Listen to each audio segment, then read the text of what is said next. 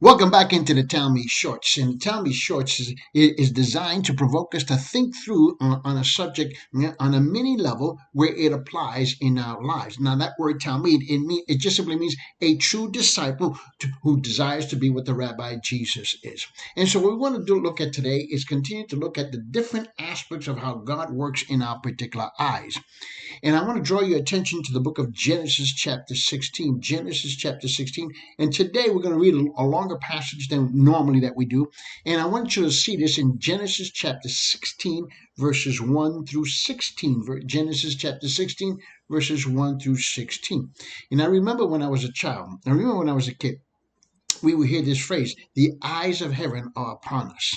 The eyes of heaven are upon us. Now, that had different meanings, right, depending on who you were talking to. And one of the meanings is that God knew everything that was going to take place in our lives, right, ahead of time. It also meant that God was looking at us, and it was used in a negative way. He was looking at God's eyes upon us when we were going to do bad, right, when we were not, and we were going to be punished. So the eyes upon us, that concept was there. Now, albeit that it was distorted, but we understood the concept. And I want to draw your attention to the idea that God, the God who sustains us, the God who takes time to preserve us and to preserve us through the situations of life. Let me show you this in Genesis chapter 16, verses 1 through 16. Now, this is talking about Sarah and Hagar, okay? And at this point, she's not Sarah. At this point, she's still Sarai. Okay, and it says now Sarai, Abram's wife, had not borne him a child, but she had an Egyptian slave woman whose name was Hagar. And so Sarai said to Abraham, "See now, the Lord has prevented me from bearing children. Please have relations with my slave woman. Perhaps I will obtain children through her." And Abram listened to the voice of Sarai. And so after Abram had lived 10 years in the land of Canaan, Abram's wife Sarah had took Hagar the Egyptian, her slave woman, and gave to her husband Abram as his wife. Then he had relations with Hagar, and she conceived. And when Hagar became aware that she had conceived, her mistress was insignificant in her sight. So Sarai said to Abram, "May the wrong done to me be upon you. I put my slave woman into your arms, but when she saw that she had conceived, I was insignificant in her sight. May the Lord judge between you and me." Verse 6. But Abram said to Sarai, "Look at your slave." He said, "Look, your slave woman is in your power to do to her what is good in your sight." So Sarai treated her harshly, and she fled from her presence. Now the angel of the Lord found her by a spring of water in the wilderness. And he says, and by the spring on the way to Shur. And he said, "Hagar, Sarai's slave woman, from where have you come, and where are you going?" And she said, "I am fleeing from the presence of my mistress Sarai." So the angel of the Lord said to her, "Return to your mistress and submit to her authority." Think about that. The angel of the Lord also said to her, "I will greatly multiply your descendants so that they will be too many to count." The angel of the Lord said to her further, "Behold, you are pregnant." He says, "And you will give birth to a son, and you shall name him Ishmael, because the Lord has heard your affliction. But he will be a wild donkey of a man. His hand will be against everyone, and everyone's hand will be against him, and he will live in defiance of all of his brothers." Then she called the name of the Lord who spoke to her, "You are a God who sees me." For she said, I seen him here and lived after he saw me. Therefore the well was called Bechalaroi. Behold, it is between Kadesh and Beret. So Hagar bore a son to Abram, and Abram named his son, to whom Hagar gave birth, Ishmael. And Abram was 86 years old when Hagar bore Ishmael to him. Now, in this story, what we find here is there's multiple elements inside this story. But where I want to focus my attention is in verse 13. So go back with me to Genesis chapter 16, verse 13. And this is where I want to focus in right here. He says, "Then she," talk about Hagar, "called the name of the Lord who spoke to her, 'You are a God who sees.' For she said, I have even remained alive here after seeing him." Now, I want you to think about this idea that I said to you earlier about the eyes of heaven are upon us. God sees absolutely everything. For what reason? It is to sustain us.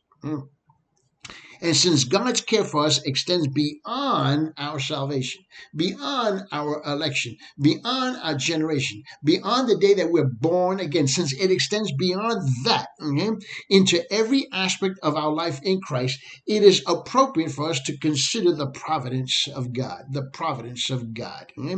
And one of Paul's underlying themes in the book of Romans in chapter 8 is God's overarching care for his children. Now, that word providence, okay, it comes from two Latin words. And in case you don't know it, almost all theology, or the majority of theology, is written in the Latin language. That's where it's written. Okay?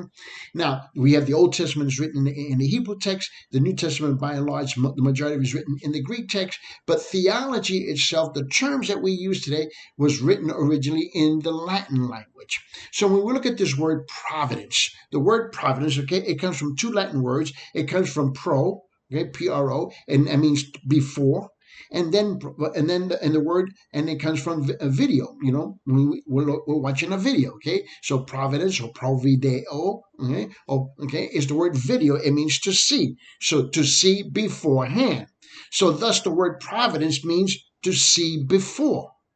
So God's providence, okay, is intimately connected to the fact that he sees all of the events in time from the beginning. All of the events in time from the beginning, because he is the creator of time and of all events and all of the events in time. So if you tell me I believe in God and I believe in the sovereignty of God and things happen in my life, just because I don't understand what's happening and why it's happening, doesn't mean that God is indifferent to us. Now, keep in mind, the eyes of heaven are upon us.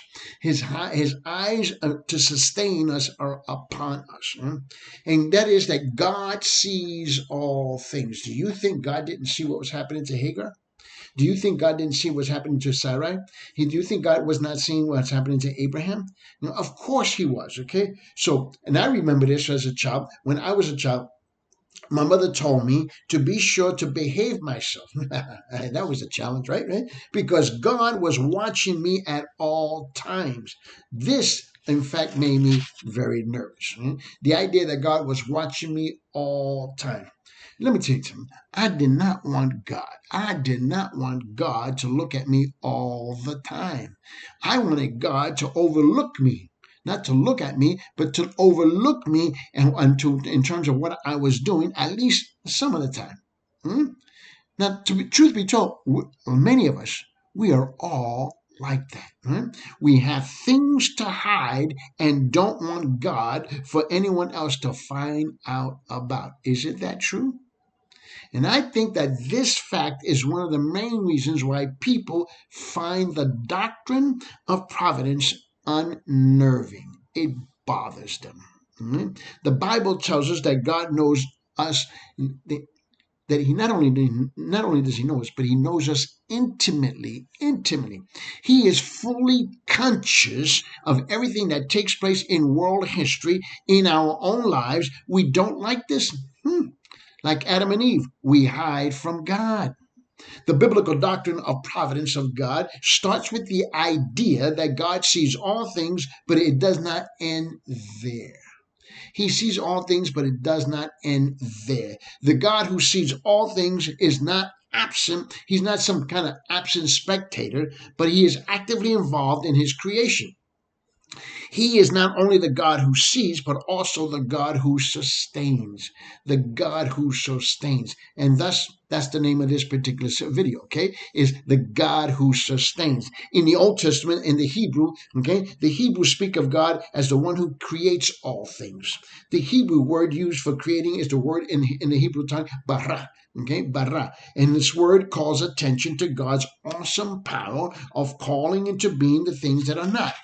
But bara, okay, also implies something else. It also implies God sustaining and upholding all things by his power. It implies that God is with us all the time.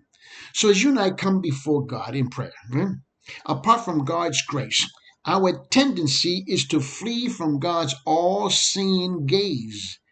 How futile is that flight? Why not sooner, rather than later, realize that they are benevolent heavenly eyes that are upon you. Focus your prayer, and I want you to do this. Focus your prayer time upon thanking God for being the one who knows you best and loves you the most.